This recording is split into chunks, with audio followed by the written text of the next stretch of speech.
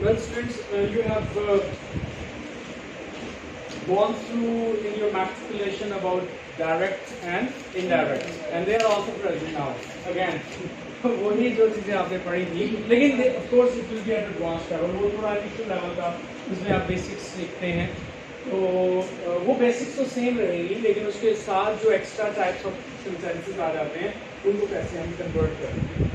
तो हम जब तक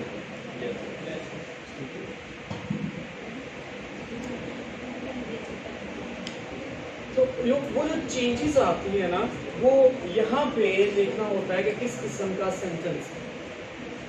ठीक है, अभी तक हम इंफॉर्मेटिव सेंटेंस देखा और इंपैरेटिव सेंटेंस पढ़ा है.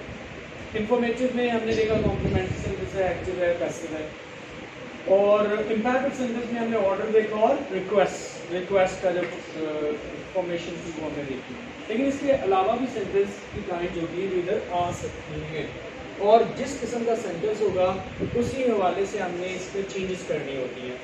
ये जो इन्वर्टेड कॉमास वाला डेटा होता है इसको हम कहते हैं direct speech.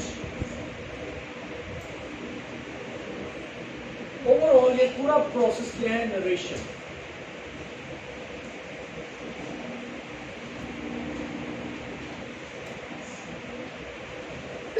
The whole process is narration. Narrate करना.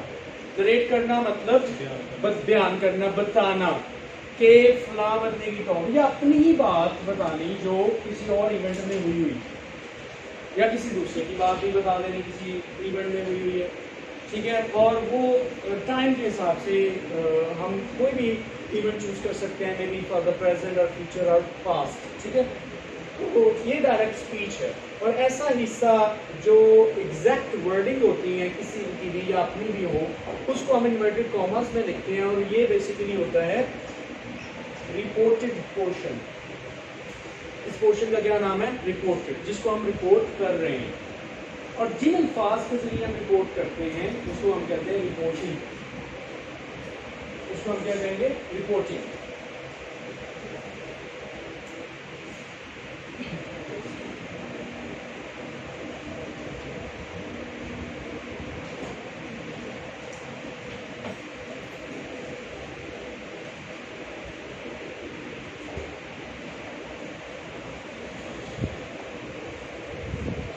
Reporting are those words with the help of which the exact words of someone else is reported. So यहाँ पे जो exact words होंगे वो हमने यूज करने हैं. और इनडायरेक्ट क्या होगा कि अगर सेम अल्फाज जो उसके थे वो यूज नहीं करता, बात सेम रहती है, मैसेज सेम रहता है, बगैर मैसेज का चेंज किए, बगैर मीनिंग चेंज किए मैं अपने अल्फाज यूज कर लूँ, तो हम कहते हैं we are successful in indirect form. हम इनडायरेक्ट स्पीच कर सकते हैं.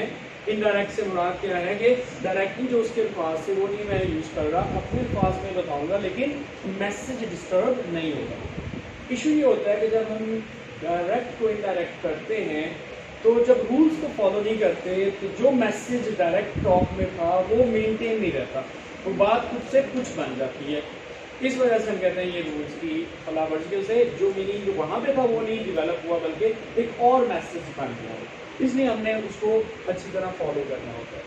अब यहाँ पे जो काइंड ऑफ सेंटेंसेस आ सकते हैं वो कोई भी किस्म का सेंटेंस हो सकता है. हमने अभी तक जैसे मैंने कहा इंफॉर्मेटिव सेंटेंस देख लिया हुआ है. ठीक है, इसका मकसद इंफॉर्मेशन देना होता है. इसके और क्या मकसद होता है सेंटेंस का? एक तो हम इंफॉर्मेशन देते हैं. There is a kind of sentence with the help of which we provide information. वो हम डेफिनेशन पढ़ चुके हैं. और क्या होता है हमारे सेंटेंसेस बोलने का मकसद? क्या हो सकता है? अगर हम इंफॉर्मेशन दे सकते हैं तो दूसरी से इंफॉर्मेशन डिमांड भी तो कर सकते हैं ना. तो अगर डिमांड करेंगे तो वो कौन सा सेंटेंस होगा? Interrogative sentence.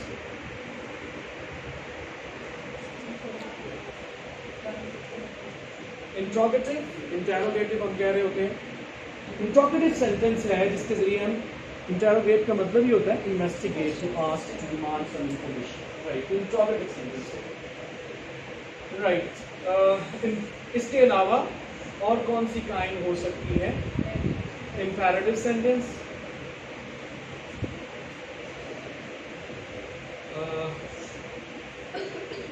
और हमारे पास इसके अलावा एक्सक्लेमेटरी सेंटेंस हो सकता है।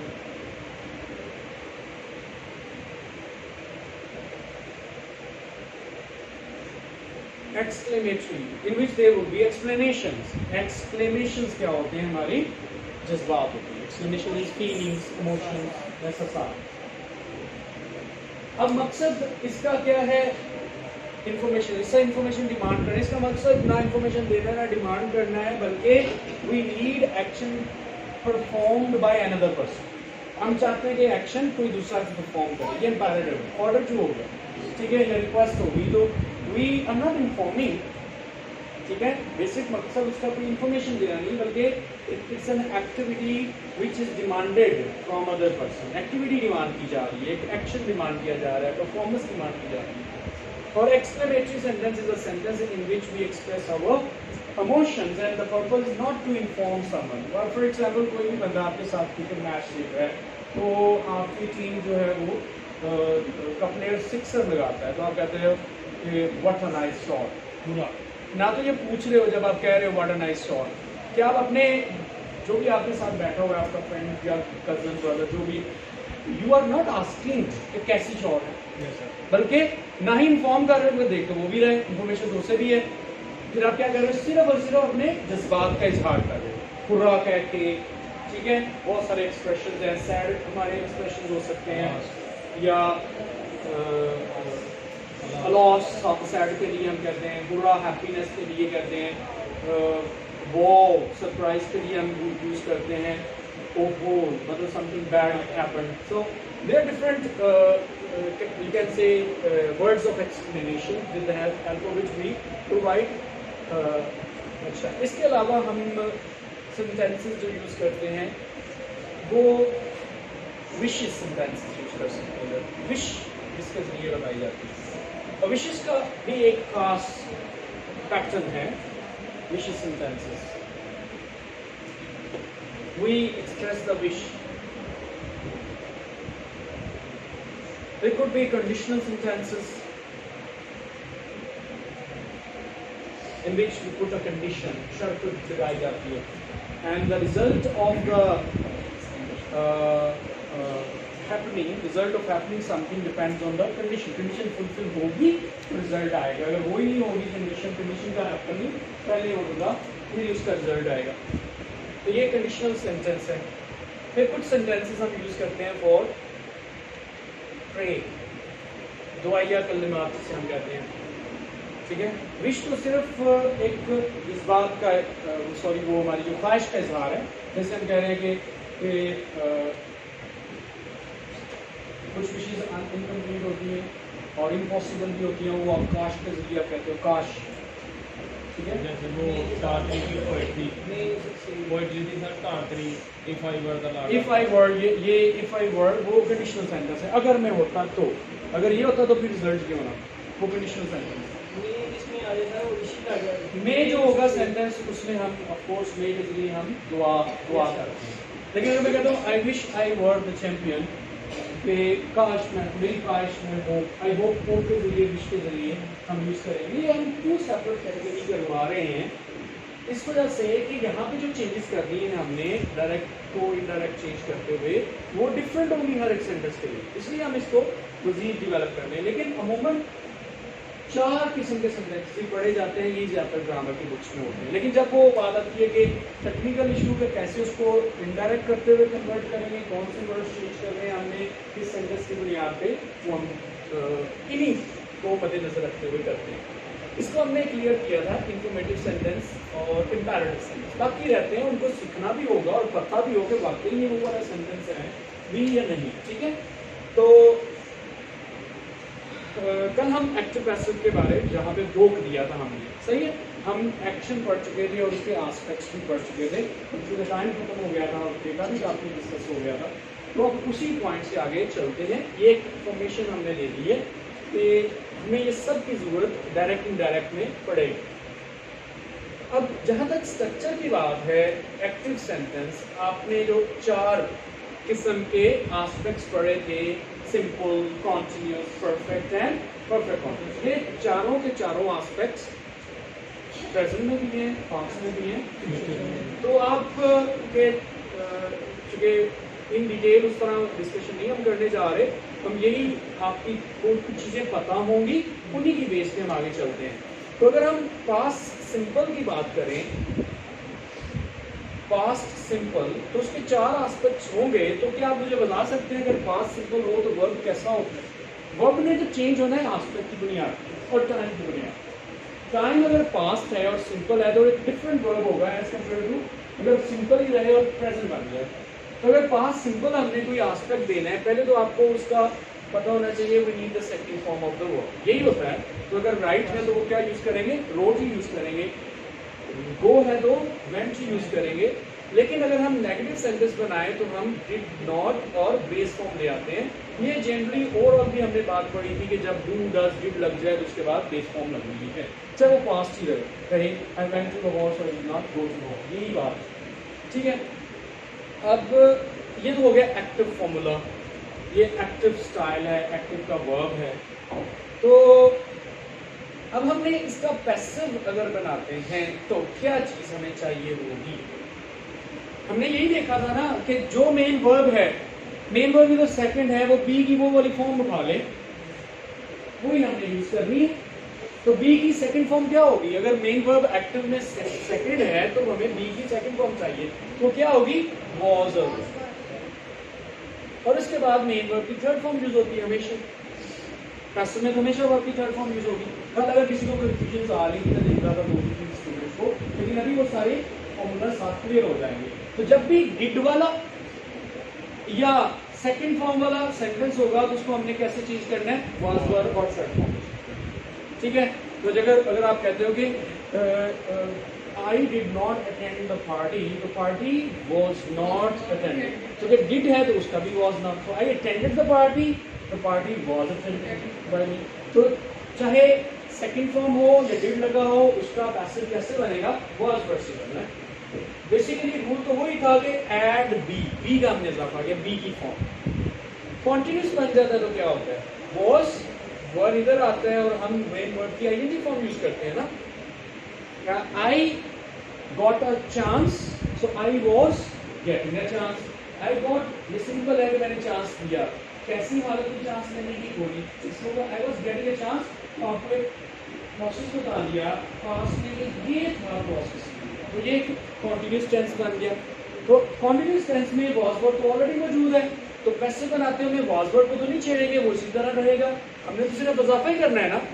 इजाफा क्या करेंगे? मेन वर्ब से पहले जो मेन वर्ब इधर क्या है? आईएनजी।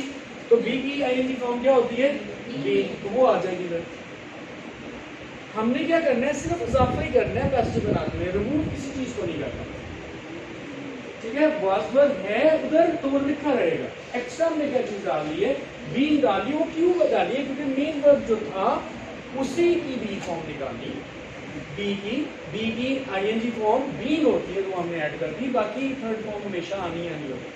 वैसे में मेन वर्ब थर्ड फॉर्म भी रहेगी, वो लिखने की भी कोई जरूरत नहीं है। इधर मेन वर्ब चेंज होते रहेंगे, सेकंड फॉर्म है, आईएनजी है। परफेक्ट बनाते हुए हम क्या यूज करते हैं? Had plus third form. अब इसी तरह ही पैसिव हमने बनाना है कि अगर कहते हैं कि they had asked a question, वो क्वेश्चन पूछ चुके थे, a question had been asked. अब बीन भी अगर यूज कर रहे हैं वो किसी रूल के तहत कर रहे हैं, हमने हैड को नहीं छेड़ना, बी का इजाफा करना है। तो ये मेन वर्ब क्या है? थर्ड। तो बी की थर्ड फॉर्म क्या होती है? बीन, तो बीन हमने ऐड कर दिया। बाकी मेन जो वर्ब रहता था आस्क्ड है, थर्ड फॉर्म ऑलरेडी थी, वो मेन वर्ब की थर्ड फॉर्म रहेगी। So that is the use. So now we are just concentrating on the formulas. जहाँ तक परफेक्ट कॉन्टिन्यूस का ताल्लुक है, और कल मैंने बताया था, आज वो भी डिस्कस कर लेंगे कि फॉर और सिंस का क्वेश्चन आपने पूछा था कि हैड प्लस बीन और प्लस आईएनजी फॉर्म, ये इसका फॉर्मूला होता है। और मैसेज कल क्लियर कर दिया था, इसका मतलब होता है कि इसमें पीरियड बताना होता है कि अगर कहेंगे कि वो 5 मिनट से मेरा इंतजार कर रहा था, ठीक है, तो इसका मतलब है कि इंतजार कर रहा था, तो इंतजार करता ही वाज वेटिंग, लेकिन 5 मिनट से फिर वाज वेटिंग नहीं बल्कि हैड बीन वेटिंग हो जाएगा। जैसे ही वो पीरियड अटैच होना है तो हम उसे कॉन्टिन्यूस से निकाल के परफेक्ट कॉन्टिन्यूस का फॉर्मूला यूज करते हैं, ठीक है। वैसे तो यही है, वो इंतजार कर रहा था, वो इंतजार कर रहा था 5 मिनट से, तो सिर्फ इंतजार कर रहा तो सेम है, सिर्फ 5 मिनट से ऐड किया ना, तो इसलिए इंतजार करता ही वाज वेटिंग, ये 5 मिनट से ही ऐड किया, चेंज हो गया, ठीक हो गया। तो ये हमने इसके लिए टाइम जरूरी होता है, बगैर टाइम के सेंटेंस ही गलत है अगर हम इसके साथ पीरियड अटैच नहीं करते, क्योंकि पीरियड ही ये भी चीज बताता है कि कितना एक्शन मुकम्मल हुआ है, परफेक्ट कितना हो गया, 5 मिनट का काम मुकम्मल हुआ है, whole action is not completed, remaining पास में अभी भी रिमेनिंग था कि अगर मैं वो 5 मिनट से इंतजार कर रहा था, टोटल 5 मिनट नहीं किए, 5 मिनट के बाद भी की कर रहा, ठीक है, ये बात है। तो अगर तो ये सेंटेंस है तो इसका पैसिव यूज नहीं होता, इसका पैसिव यूज ही नहीं होता, ठीक है। तो ये आपके पास के एक्टिव और पैसिव 3 पैसिव है इसमें, राइट। रूल्स वही थे जो कल देखे थे, अब थोड़ी सी डिटेल हमने देख ली फॉर्मूला वाइज। अब बात आ जाती है इसके साथ अगर टाइम अटैच करना है तो टाइम अटैच करते हुए हमारे पास 2 किस्म के प्रपोजिशन, एक फॉर है और एक सिंस, ठीक है। तो कब हम फॉर यूज करना चाहिए और कब हमें सिंस यूज करना चाहिए, ये टाइम की नेचर के हिसाब से होगा। अब अगर देखते हैं कि अगर पॉइंट ऑफ टाइम है,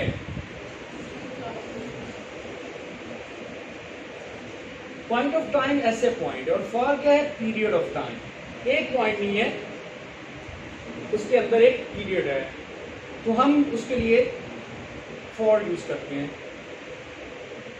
फॉर पीरियड ऑफ टाइम।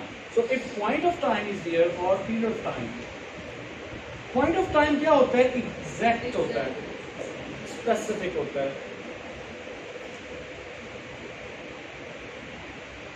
और पीरियड ऑफ टाइम क्या होता है, एग्जैक्ट नहीं होता, ये जनरल होता है।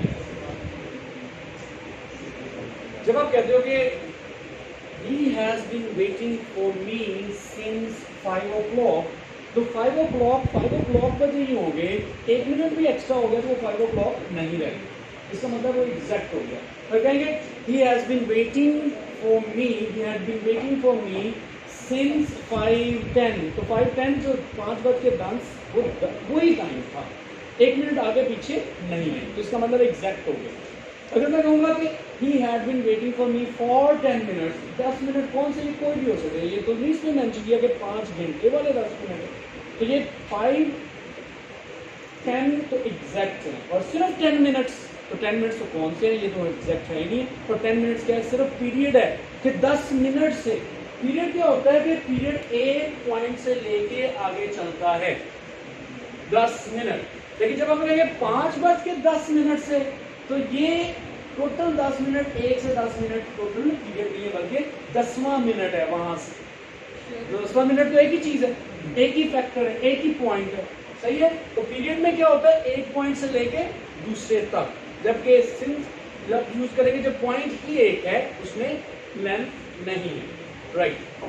तो ये चीज है, इसको आपने ज़हन में रखना है, इससे भी आप समझ सकते हैं, इन 2 जो फ्रेजेस लिखी हैं इनसे भी आप समझ सकते हैं कि सिंस और फॉर की क्या जरूरत है। जब हम मंथ की बात, और दूसरा एक और चीज बता दूं, name of time, name of time के लिए भी हमने सिंस लगाना है। अब देखिए अप्रैल महीने का नाम है और ये होता भी एग्जैक्ट है भी स्पेसिफिक है, अप्रैल कभी भी जुलाई में तो नहीं ना हो सकता वो चीज, लेकिन फॉर 3 मंथ्स तो कोई भी है, तो 3 सिंस अप्रैल, तो अप्रैल से लेके आगे, अप्रैल चौथा महीना, इसका मतलब ये नहीं कि 4 महीने टोटल, तो अप्रैल वो पॉइंट्स, वहाँ पॉइंट से शुरू होगा कि अप्रैल से, is been learning English since April, तो इंग्लिश सीख रहा है कब से, अप्रैल से, तो is been learning English for 2 months, for 3 months. इस तरह ईयर्स के लिए, ईयर्स जब होंगे तो हम ये कहते हैं 2001, 4 वो वही साल है, लेकिन सिंस 2004, और ईयर्स के लिए 4 ईयर्स, 10 ईयर्स, 2 ईयर्स और 1 ईयर, 1 ईयर कौन सा बताइए, कौन स्पेसिफिक तो नहीं है, कोई भी हो सकता है 1 ईयर, तो फॉर 1 ईयर, ठीक है। He has been preparing for exams for 1 year, 1 साल से तैयारी कर रहे हैं, लेकिन साल का नाम दे रहे हैं सिंस 2001, ठीक है, सिंस 2019, 20 जो भी, तो ये तो 2001 उस साल का नाम है। इस तरह डेज की बात है, मंडे, ट्यूसडे, वेडनेसडे, ये दिनों के नाम है, सिंस मंडे, सिंस ट्यूसडे, और for 5 days, for 1 day, for 3 days। Hopefully now it's clear to you, right. Okay, तो ये तो था यूज फॉर सिंस ऑफ और का। चूंकि ये परफेक्ट कॉन्टिन्यूस में लगने हैं, सिंस ऑफ और सेम ही रहेगा, चाहे वो पास्ट परफेक्ट कॉन्टिन्यूस हो, फ्यूचर परफेक्ट कॉन्टिन्यूस या प्रेजेंट परफेक्ट। अब क्लियर हो गया? तो अच्छा, होल लाइफ, ठीक है। एक है हमारी लाइफ चाइल्डहुड है। चाइल्डहुड एक स्पेसिफिक टाइम। चाइल्डहुड क्या कभी किसी का 15 साल के बाद शुरू होता है, 25 साल के बाद शुरू, इसका मतलब वो एक क्या है, वो वाला पॉइंट, ठीक है ना, एक ऑर्डर वाइज। तो इसलिए हम नहीं कहेंगे उसके लिए फॉर, चाइल्डहुड के लिए फॉर सिंस कहेंगे, चाइल्डहुड स्पेसिफिक है। लाइफ क्या है? लाइफ क्या है? एक जनरली, ठीक है, for the whole of his life, तो उसके लिए हम फॉर यूज करते हैं। अच्छा, अब सेंचुरी की जब बात करते हैं, सेंचुरीज को कैसे हम टाइम पीरियड में शो कर सकते हैं? अगर एग्जैक्ट सेंचुरी बताएंगे तो वो सिर्फ होगा, अदरवाइज वैसे सेंचुरी बताएंगे तो फॉर। अच्छा, ठीक है, वेरी गुड। बात करें तो उसके लिए सेंचुरी है। अगर एक ज़्यादा सेंचुरीज की बात करें, ठीक है, जैसे Period 5 या 6 सेंचुरीज फॉर। अच्छा, जब आप कहते हैं ना 6th century, 7th century, 18th century, 18वीं सदी तो 18वीं नहीं है ना, आगे पीछे तो नहीं उसे कर सकते। तो जब आप first, second, third, fourth use करते हो सेंचुरी के साथ, तो सेंस आ जाता है। और अगर कहते हो 5 सेंचुरीज, 3 सेंचुरीज, 5 5th नहीं है, ठीक है। 5 कौन सी है पता नहीं, 15वीं से लेके 20वीं तक है, 11वीं से लेके 16वीं तक है। तो जब 5 सेंचुरीज कहेंगे तो वो तो स्पेसिफाई हुआ ही नहीं, वो तो 5 सदियों से ये काम कर रहे हैं, ठीक हो गया। तो दैट इज नॉट स्पेसिफिक। अच्छा, अब ये चले कुछ पॉइंट्स थे वो हमने देख लिए, इसको रिमूव कर दूं। Yes sir. राइट,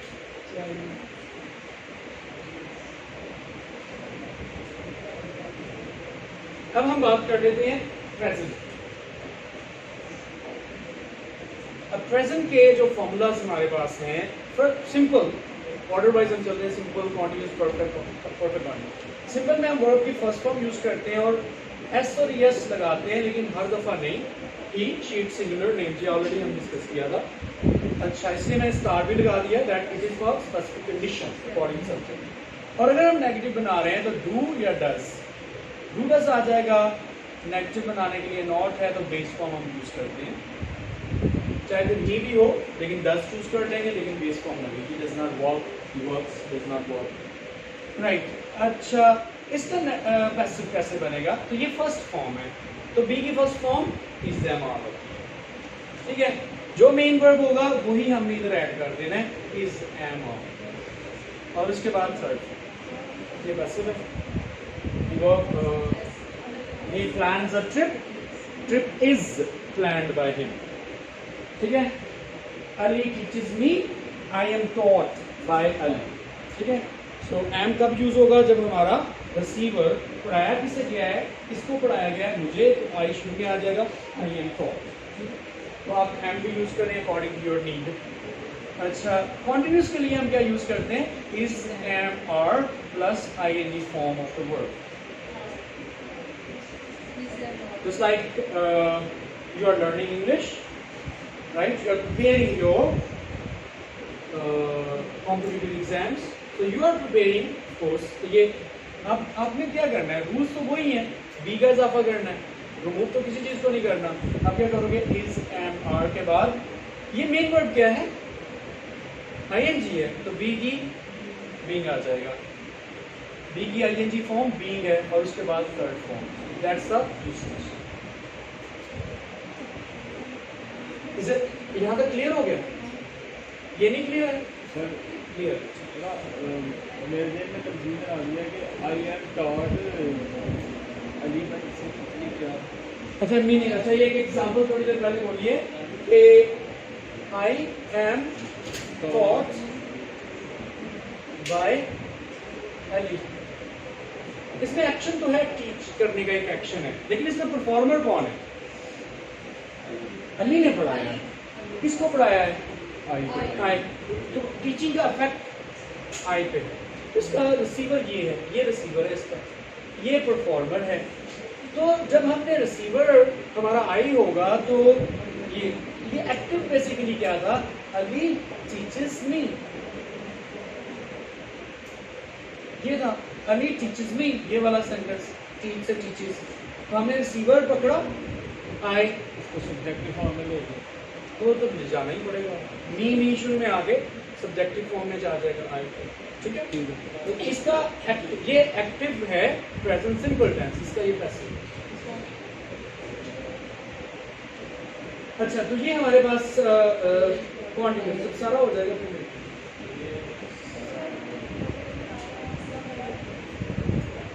राइट, तो अब कह लें कोई भी सेंटेंस स्ट्रक्चर बोले कि the cat is jumping over the car, इसका पैसा क्या बनेगा? इसका पैसा बनना ही नहीं है। कल अगर लेक्चर आपने सही किया तो आपको क्लियर है कि जंपिंग ओवर आ गया, प्रेपोजिशन आ गई, इसका रिसीवर ही नहीं है। अब चाहे कार नाउन लगा हुआ है लेकिन डायरेक्टली नहीं लगा। नाउन रिसीवर के लिए क्या शर्त कल बताई थी, noun phrase use right after the main verb. तो ठीक है, अब हम परफेक्ट की बात करेंगे, हैज या हैव। आप में से इस स्टूडेंट ने हैज के बारे में भी पूछा था, हैड के बारे में पूछा था, अभी क्लियर हो रही है। अगर फिर भी कंफ्यूजन है तो आप देख लीजिएगा। इसके बाद हम थर्ड फॉर्म लगाते हैं, ठीक है। The clerk cheated his boss. The clerk has cheated his boss. Has cheated his boss has been cheated. तो cheated के फौरन बाद नाउन फ्रेज है, किसको चीट किया? बॉस को। तो वो रिसीवर शुरू में आ जाएगा। लेकिन इसमें क्या हम करेंगे, हैज और हैव अपने सब्जेक्ट की नीड के मुताबिक। आपको ये बताया था हैज एस वाली फॉर्म है, ही शी एक सिंगुलर नेम के लिए हैज है, बाकी सब के लिए हम हैव यूज करते हैं, आई वी यू दे और प्लूरल नेम्स, उनके लिए हम हैव यूज करते हैं। ठीक हो गया, अब आइंदा मिस्टेक नहीं होनी चाहिए हैज की। और इसके बाद हमने बी का इजाफा करना है। ये कौन सी फॉर्म है? मेन वर्ब थर्ड, तो बी की थर्ड फॉर्म बीन है, तो बीन का इजाफा कर लिया हमने। और मेन वर्ब थर्ड ही रहेगा कि चीटेड है, थर्ड तो चीटेड ही है, हैज चीटेड से हैज बीन चीटेड। राइट, इसकी परफेक्ट कॉन्टिन्यूस हैज और have been plus ING form of the verb, ये मेन वर्ब है हमारा और इसका पैसिव नहीं यूज होगा। अब हमने दो टाइम के एक्टिव पैसिव देख लिए, ठीक है। Any confusion up till now? ठीक है, okay. Now we talk about future. Use of since for इसके साथ भी मस्ट जरूर लगाना है, अदरवाइज ये पूरा सेंटेंस नहीं। फ्यूचर के लिए हम कोई भी मॉडल यूज करते हैं और उसके बाद base form, he will go, go ही रहेगा, गोस तो बनना ही नहीं चाहिए, आ जाए शी आ जाए खा जाए, इसका मतलब है गो ही यूज करते हैं। तो वैसे भी फर्स्ट फॉर्म का यूज किसमें सिर्फ प्रेजेंट सिंपल। तो वो बाकी जो भी यूज होंगे कहीं पे अगर हम फर्स्ट फॉर्म हमें लग रही है प्रेजेंट सिंपल के अलावा, वो बेसिकली फर्स्ट फॉर्म होती नहीं है, वो बेस ही होती है। चूंकि चाहे फिर आप जो मर्जी सब्जेक्ट यूज करें वो बेस ही रहेगी, उसके साथ ऐसा इसका इजाफा नहीं है। तो ये बेस है हमारे पास। जी बेटा,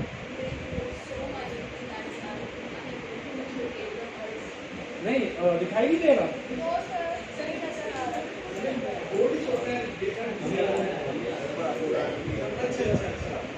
लेकिन थोड़ा सा कानों का भी इस्तेमाल करें। बाकी लेक्चर तो आप बोर्ड के बगैर लेते हैं, मैं देखता हूँ इधर क्योंकि मैं बोर्ड का इस्तेमाल कर रहा हूँ, आप इधर लिखा हो।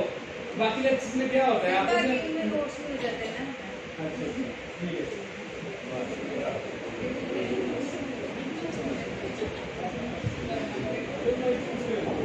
इसको क्या करें, इस इधर लिख दो बड़ा कर।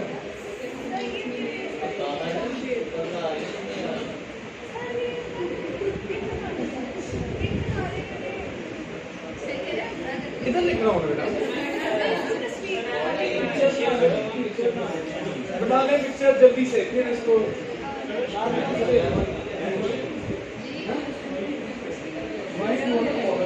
करना पड़ता है 1200 का। 12 से 15 दिनों में अच्छा bio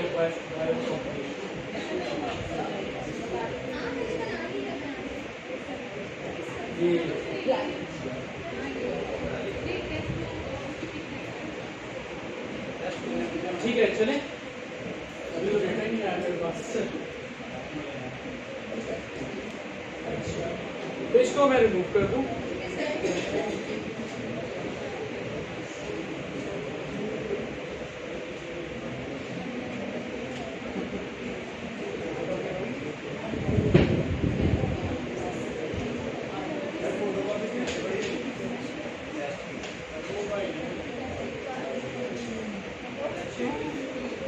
okay, model plus base active sentence है। एग्जाम्पल हमारे पास क्या है मॉडल की? मे, कैन, मस्ट, विल, शैल, इन्हीं को यूज करना है। ये सेपरेटली हम मॉडल के ऊपर लेक्चर दे चुके थे, अब उसका प्रैक्टिकल यूसेज आ गया है।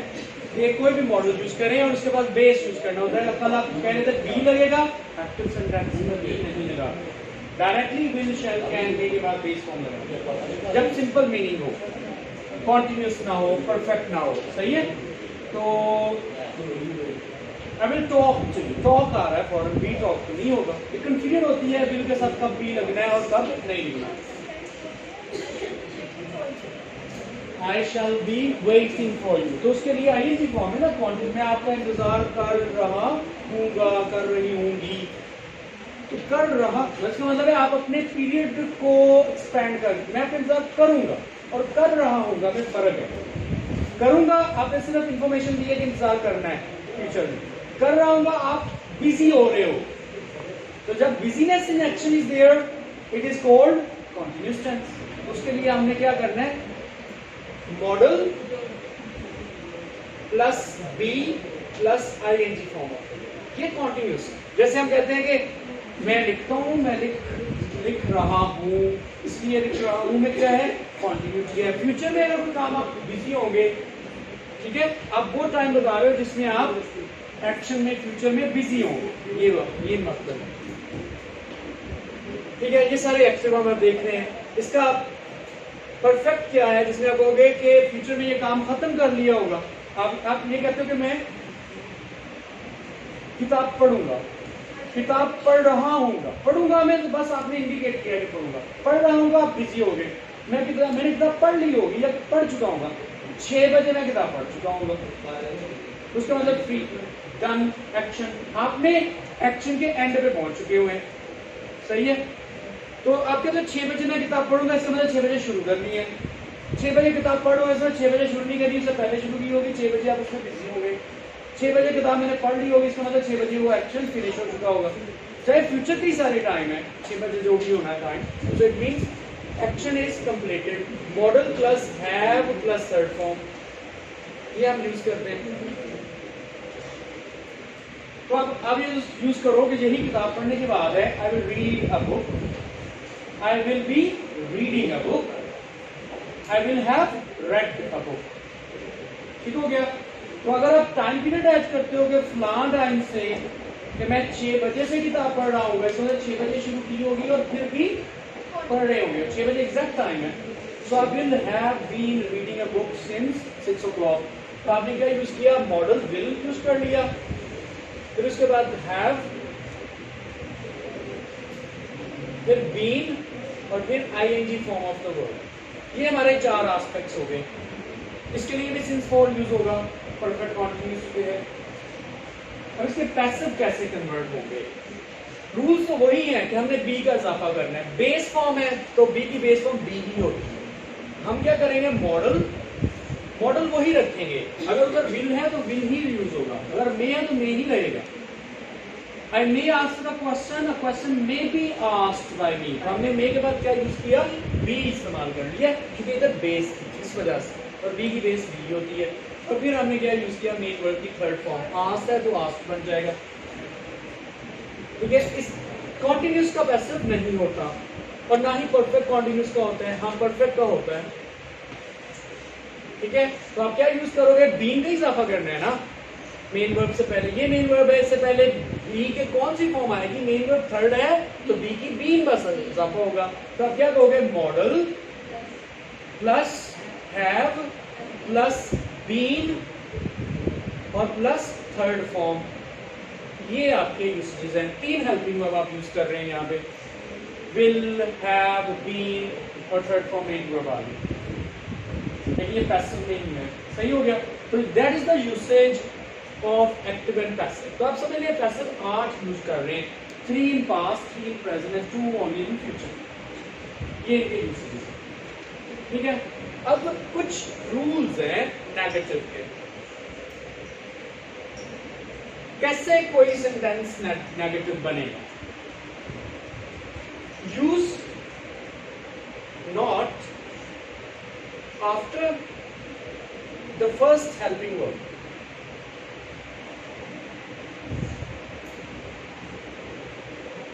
ये एक रूल है नेगेटिव बनाने का। आपके पास सेंटेंस है, यही सेंटेंस जिसमें 3 हेल्पिंग वर्ब यूज हो रहे हैं, I will have been asked a question, will have been 3 helping verbs हैं। तो हमने क्या यूज करना है? I will not have been. तो विल के फॉर्म मतलब पहले हेल्पिंग वर्ब के बाद नॉट लगना है। अगर 2 हेल्पिंग वर्ब्स हैं तो पहले के बाद, अगर ये हेल्पिंग वर्ब है उसी के बाद, अगर कोई हेल्पिंग वर्ब नहीं है। आपको पता है 2 ऐसे टेंसेस हैं जिसमें हेल्पिंग वर्ब नहीं यूज होता। वो कौन से? पॉजिटिव, ये वाला और ये वाला। नॉट हम ये नहीं कहेंगे I write a letter, I not write a letter. Rule वही है कि हेल्पिंग वर्ब लाएं, अगर नहीं है तो फर्स्ट फॉर्म का हेल्पिंग वर्ब डू या डज होगा, सेकंड फॉर्म का हेल्पिंग वर्ब डिड होगा। वो लाएंगे तो नॉट लगाएंगे, उसके बगैर नॉट नहीं है। जिनका एक है उसी के बाद ही नॉट, जिनके 2 3 हैं पहले के बाद नॉट, जिनका कोई नहीं है 2 का नहीं होता, आपके सामने ही है प्रेजेंट सिंपल और पास्ट सिंपल। उसके हेल्पिंग वर्ब भी हमने शैडो में, माइंड में रखने होते हैं। जस्ट लाइक आप क्या कहोगे?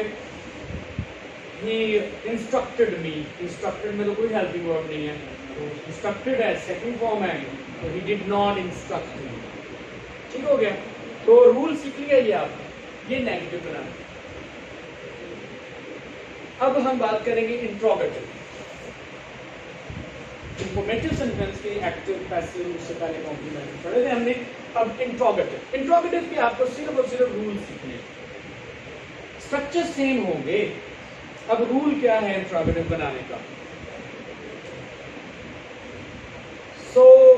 अब ये आपने समझ लें, सारी एक्टिव पैसिव पूरी ग्रामर इधर मौजूद है आपके साथ। इसी से ही हमने क्या करना है, आपको क्वेश्चन बनाने हैं।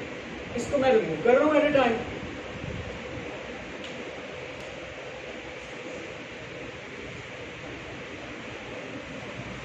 तीन किस्म के क्वेश्चंस होते हैं।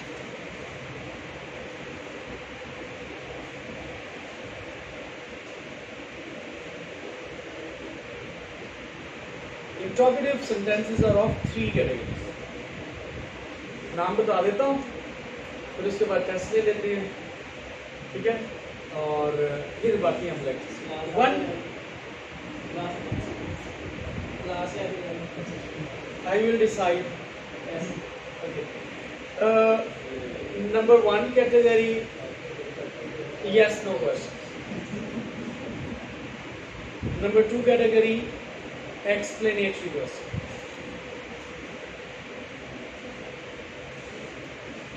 Number 3 category, tag questions. 3 किस्म के क्वेश्चंस होंगे। तो एज ए टोल्ड पहले हम टेस्ट कंडक्ट कर लेते हैं।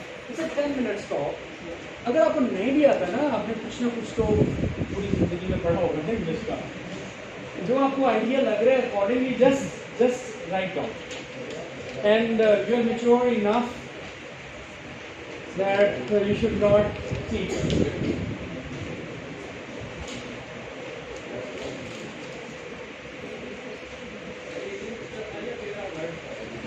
ये भी पता चल जाएगा। जनरली एक बार बट ट्रेनिंग में सेंटेंस का थ्रू लेना होता है। 2 ऑप्शंस एक्स्ट्रा हैं।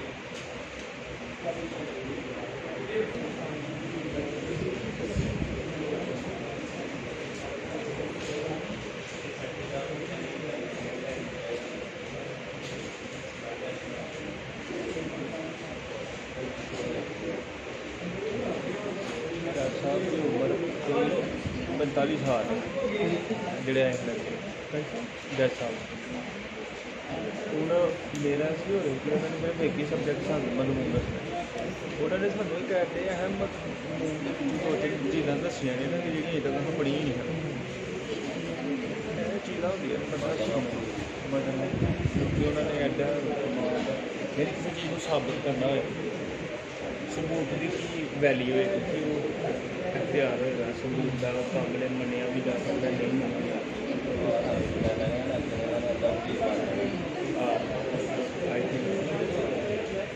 ਤੁਹਾਡੇ ਪਹਿਲੇ ਟਾਈਮ ਤੇ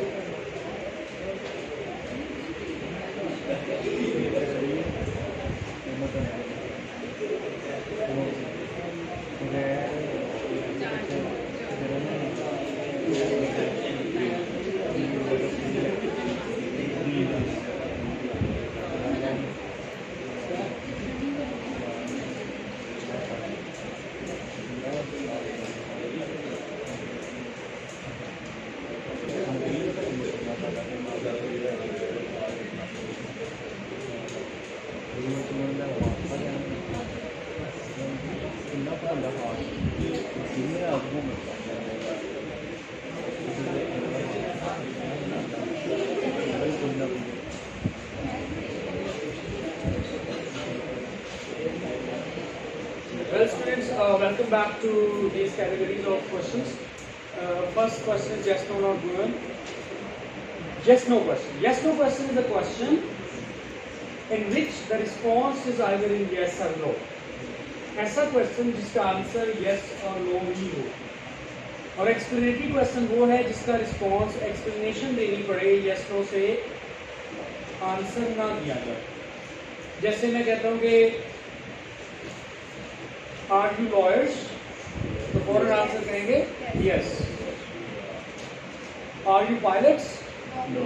तो ये वाले दोनों क्वेश्चंस क्या हैं? Yes no क्वेश्चन है। अगर मैं आपसे पूछूं कि where do you live तो आप कहोगे yes या आप कहोगे no, दोनों ही नहीं कहोगे। where do you live में क्या कहोगे आप? एक्सप्लेनेशन करोगे, ठीक है। तो ये तो डिफरेंस हो गया yes no का क्वेश्चन का। अब रूल सीख ले इन्हीं इंट्रोगेटिव का। अगर तो यस नो वाला क्वेश्चन बनाना है, यस नो क्वेश्चन बनाना है, उसका रूल क्या है? Use the first helping verb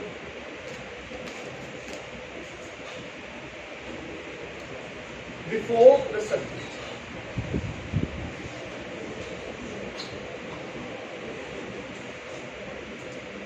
That is the rule. Use a first helping verb before the subject. Subject से पहले आप first helping verb use कर ले, चाहे वो एक्टिव सेंटेंस है, पैसिव है। अगर 2 या 3 हेल्पिंग वर्ब्स है, आपने सिर्फ फर्स्ट को ही बाहर लेना। और अगर कोई भी नहीं है, जैसे प्रेजेंट सिंपल में नहीं है, तो उसके हेल्पिंग वर्ब हमारे जेब में है कि he works है, तो एस वाला हेल्पिंग वर्ब क्या होगा? Does he work. I work, so do I work, ठीक है। सब्जेक्ट के हिसाब से आपने देखना है कि डू या डज होगा। और सेकंड फॉर्म अगर यूज हुई है तो उसका हेल्पिंग वर्ब डिड है, जो हमने शैडो में रखा हुआ है। डिड इधर है और डू डज इधर है, so we use them, hopefully it's clear. So yes no given, yes no questions are made by using the first helping verb before the subject. Take out the first helping verb and put it before the subject. वहाँ से first helping verb को उठाना है और subject के सामने लिखना है। और जिनके हेल्पिंग वर्ब्स नहीं है वो हम ऑलरेडी लिख चुके हैं। Is that clear? राइट। उसके बाद एक्सप्लेनेटरी क्वेश्चन, जिसको हम WH क्वेश्चन भी कहते हैं। एक्सप्लेनेटरी क्वेश्चंस को हम WH क्वेश्चंस भी कहते हैं। WH क्वेश्चन से मुराद क्या है कि ऐसा क्वेश्चन या W से वाले वर्ड से शुरू होगा या H वर्ड से शुरू होगा। What, where, when, why, how, which, ये सारे क्या है? WH वर्ड्स, ठीक है। और जो एक्सप्लेनेशन हमने करनी होती है वो इन्हीं WH वर्ड्स की डिमांड के मुताबिक करनी होती है। और WH वर्ड्स की डिमांड क्या है? वो हर एक वर्ड की सेपरेट डिमांड है। जैसे कि हमने देखा कि WH वर्ड अगर तो ये है वर्ड वाई, तो ये किस चीज की डिमांड है? reason. Why is a question for reason? When there is a need to ask the reason of something, you make a question by why. And if you want to make a question about a place, क्या आपने जगह पूछनी है तो where is used for place. Where do you live? Where is the institution? Where did he go? ठीक है, तो आप जगह पूछ रहे हैं. If you want a question, you demand the time, so you will ask the question by when. When did you come here? When did the class start? ठीक है, तो आपने ये यूज करना हो. तो हाउ वाला क्वेश्चन जो है ये हमारा प्रोसेस पूछता है, मैनर और प्रोसेस पूछता है, कैसे. ठीक है, कैसे किया काम कोई भी. How did you solve this question? So you tell me the manner, methodology. So this question demands the method, methodology.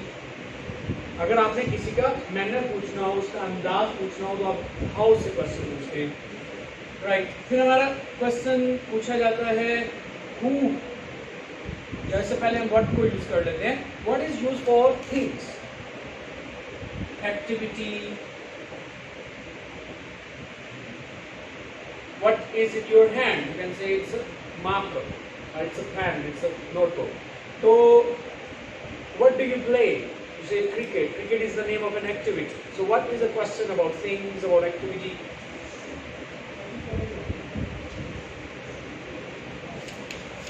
Right. फिर हम क्वेश्चन अगर who के लिए पूछेंगे तो पर्सन के बारे में क्वेश्चन पूछना है तो who. लेकिन ये पर्सन, ये जो who होगा, it would be a subject matter. और अगर ये पर्सन ही हो, लेकिन वो पर्सन कौन सा होगा, वो पर्सन ऑब्जेक्ट होगा, तो हम whom के जरिए पूछेंगे. अब ये देखिए, एक सेंटेंस है I help him. इस सेंटेंस में मुझे पता है कौन मदद कर रहा है और किसकी मदद की जा रही है. लेकिन अगर मुझे पता ये हो कि मदद की जा रही है और उसकी की जा रही है, कौन कर रहा है ये नहीं पता, मुझे सब्जेक्ट का नहीं पता, तो मैं कहूँगा who helps him. ये चीज मिसिंग है, सब्जेक्ट मिसिंग है, पर्सन है. लेकिन अगर मुझे पता है कि मदद करनी है, किसने करनी है, आई है, अहमद है, अली है, जो भी है, लेकिन इसका नहीं पता किसकी मदद की जा रही है, तो मैं यही कहूँगा whom does Ali help, whom do I help. मैं किसकी मदद करता हूँ. ठीक है, तो आपने पर्सन के बारे में पूछा है, लेकिन कौन सा वर्ड यूज कर रहे हैं, whom, क्योंकि पर्सन भी कौन सा है, मुझे ऑब्जेक्ट का नहीं पता. ठीक है, मुझे रिसीवर का नहीं पता. अगर रिसीवर के बारे में क्वेश्चन होगा तो हम whom से करेंगे, और होगा वो पर्सन, ही चीज नहीं होगी. तो who और whom दोनों ह्यूमंस के लिए यूज होता है. ठीक है, राइट. तो ये हम इस तरह यूज करते हैं. अब एक और who helps him. ये ठीक है, ये बिल्कुल ठीक है, बिल्कुल ठीक है, एक्यूरेट. आपके जहन में होगा कि हेल्पिंग वर्ब नहीं है, इस वजह से आप पूछ रहे हैं. लेकिन who वाले सेंटेंस में हेल्पिंग वर्ब नहीं होती. नहीं, नो इट्स नॉट. अगर प्रेजेंट सिंपल टेंस है उसकी जरूरत ही नहीं. ठीक है, यस. हाँ, हेल्पिंग वर्ब कब होगी, जस्ट लाइक मैं कहता हूँ he is running, who is running, तो वो इज तो ही है. आपने बस सब्जेक्ट की जगह पे who प्लेस कर दिया. वो मैं रीजन भी आपको थोड़ी देर के बाद बता दूंगा. ठीक है, उसकी वजह से. अच्छा, अब एक क्वेश्चन whose के जरिए पूछा जाता है, WHOSE. एक whose तो ऐसे भी लिखा जाता है ना, WHO और apostrophe S. वो बल्कि ये बेसिकली who is है. ये दो वर्ड्स हैं और ये उसकी कॉन्ट्रैक्शन बनी हुई है. मैं कहता हूँ who is there, तो who's there जल्दी से बोलूंगा तो, लेकिन पूछ यही रहा हूँ, सब्जेक्ट पूछ रहा हूँ. लेकिन ये who's अलग वर्ड है, ये WHOSE है. और ये क्वेश्चन बेसिकली प्रॉपर्टी के लिए पूछा जाता है, property of something, ownership, property. whose, ये वाला, just like whose marker is this. ठीक है, whose name, किसका नाम, ये जो नाम किसकी, ये नाम का होना, whose name is Ali, किसका नाम है, whose. So it means when we ask the property of something, तो कैसे क्वेश्चन बनेगा? whose के जरिए। ठीक है, एक वर्ड है which, WHICH, ये क्वेश्चन होता है आइडेंटिटी। हमारी डिमांड आइडेंटिटी होती है। मुझे इतना तो पता है कि मैं मार्कर की जरूरत है, ठीक है, आपको ये पता है कि टीचर मार्कर मांग रहे हैं, तो फिर आप पूछते हैं तो विच मार्कर, सिर्फ रादर ब्लैक या ब्लू, तो विच मार्कर डू यू नीड, तो आइडेंटिफाई करें, राइट। मैं पूछता हूँ प्लीज गिव मी मार्कर, तो उसके पास 2-3 कलर्स के होंगे, तो वो तीनों शो करता है विच मार्कर डू यू नीड। तो विच के जरिए कंपनी का नाम भी हो सकता है, एनी डॉलर्स मार्कर, ठीक है, या और तो उसकी आइडेंटिटी, मार्कर तो पता है, लेकिन what's the identity, specific identity is the demand, तो then we ask the question by which. तो ऑलमोस्ट यही क्वेश्चंस हैं जिनके जरिए हम एक्सप्लेनेशन डिमांड करते हैं, लेकिन आपको पता होना चाहिए कि किस किस्म की एक्सप्लेनेशन चाहिए, तब आप एक अच्छा क्वेश्चन फॉर्म कर सकते हैं। ठीक है, अच्छा, ये हु एक क्वेश्चन है, इसको मैंने सर्कल किया हुआ है, हुज को भी मैं सर्कल कर रहा हूं, और विच को भी सर्कल कर रहा हूं। ठीक है, इन क्वेश्चंस को बनाने का तरीका डिफरेंट है बाकी WH वर्ड्स का। अब जो मैं आपको रूल लिखने जा रहा हूं वो WH वर्ड का है, लेकिन इन 3 वर्ड्स के अलावा। ठीक है, हमने क्या कहा? Use the first helping verb before the subject. Subject से पहले आप हेल्पिंग वर्ब को ले आए, बाहर निकाल दें, तब आप यस नो क्वेश्चन बना देते हैं। हम क्या करते हैं? WH क्वेश्चन बनाने के लिए या एक्सप्लेनेटरी क्वेश्चन बनाने के लिए क्या करते हैं? हम WH word plus helping verb और प्लस सब्जेक्ट चाहिए, इस ये फॉर्मूला है, बाकी सेंटेंस रहेगा। इसका मतलब है कि WH क्वेश्चन बनाने के लिए भी हेल्पिंग वर्ब कौन सा? First helping verb. तो इसके लिए 2 स्टेप्स होंगे। पहले तो take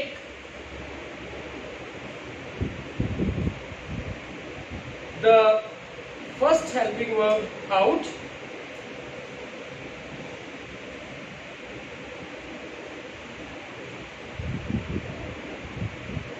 and use WH word before it।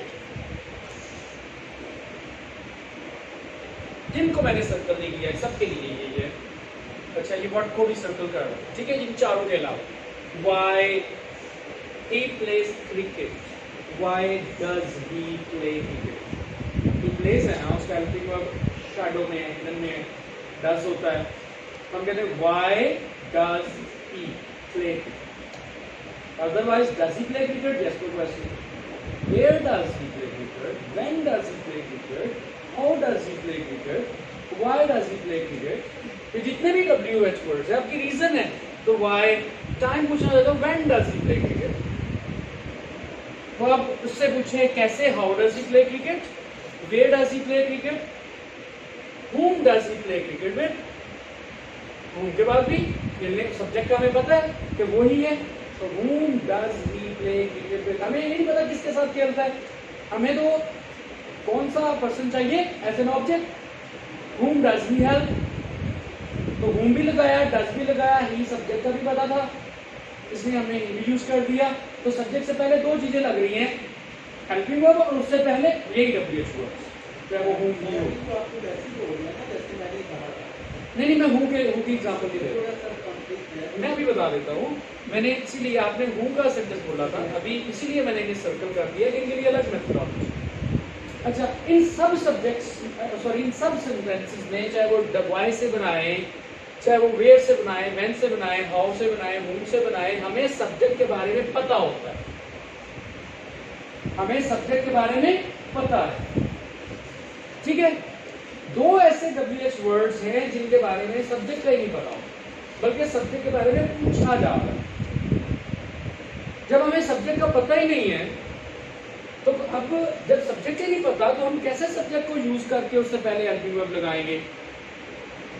ठीक है, तो यहाँ पे मैं आपको स्ट्रक्चर यूज कर देता हूँ। ये आ रहा है who और what। ये क्वेश्चन वर्ड्स तो यूज होते हैं, लेकिन इसके लिए हमने कुछ भी नहीं करना। इसके लिए क्या करना है, use at the place of subject.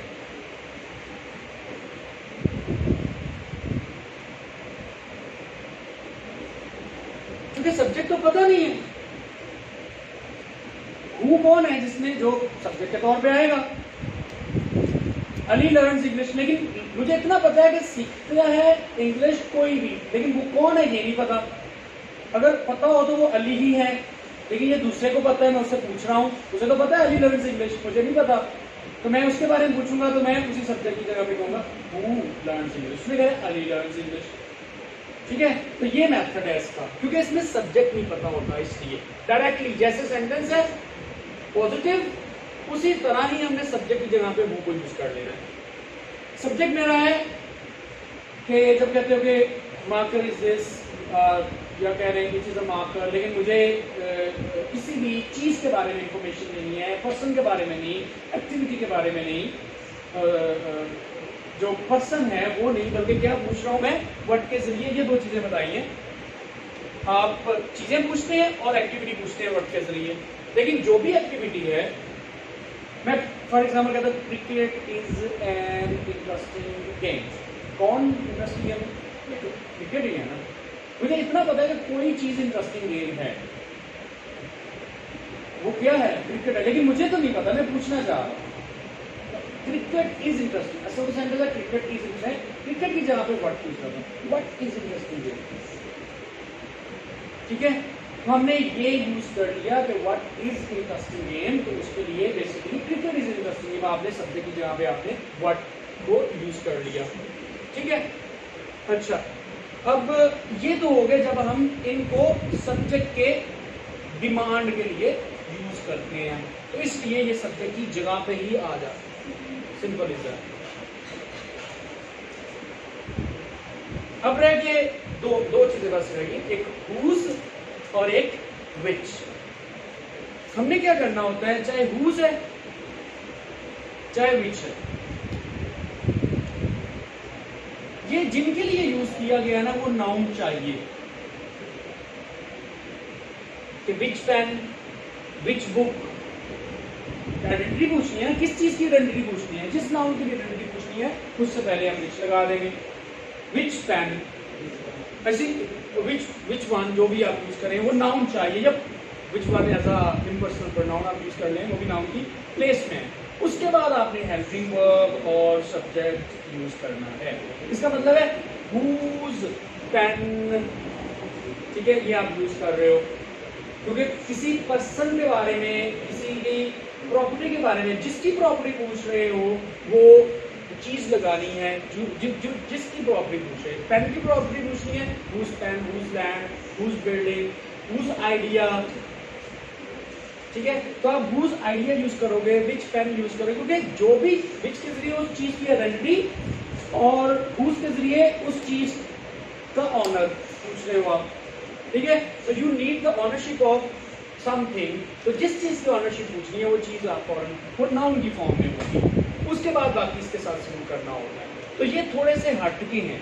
हटके इसलिए हैं कि डायरेक्टली जो हम ये फॉर्मूला पढ़ते हैं ना, कि आमतौर पर हम इतने फॉर्मूला पढ़ते हैं कि WH क्वेश्चन बनाने के लिए WH वर्ड के फौरन बाद हेल्पिंग वर्ब यूज करो, फिर सब्जेक्ट यूज करो। इनमें तो सब्जेक्ट होता ही नहीं है, तो सब्जेक्ट कहाँ से आएगा? ये जो दो पढ़े हैं हु और व्हाट, ये तो क्वेश्चन ही सब्जेक्ट के हैं। और अगर हुज और विच है तो फॉरन हेल्पिंग वर्ब इनके बाद भी नहीं लगना, क्योंकि ये आइडेंटिटी है, जिस चीज की आइडेंटिटी पूछनी है उसको फॉरन के बाद लगाना है विच के जरिए, और जिसकी ऑनरशिप पूछनी है उसको भी फॉरन हुज के बाद लगाना। ठीक है, तो ये यूसेजेस है। और ये सारे क्वेश्चन जो है ये इधर इन्वर्टेड कॉमास के अंदर, जो मैंने कहा था डायरेक्ट इनडायरेक्ट में यूज होंगे, और उसके मुताबिक हमने अपने प्लान्स चेंज करने हैं। WH वर्ड्स के लिए अलग प्लान्स होंगे इनडायरेक्ट बनाते हुए, यस नो के लिए अलग प्लान्स होंगे। ठीक है, तो अच्छा, अभी मुझे जानना है, इसमें मेरी 5:30 पे क्लास हो रहा है।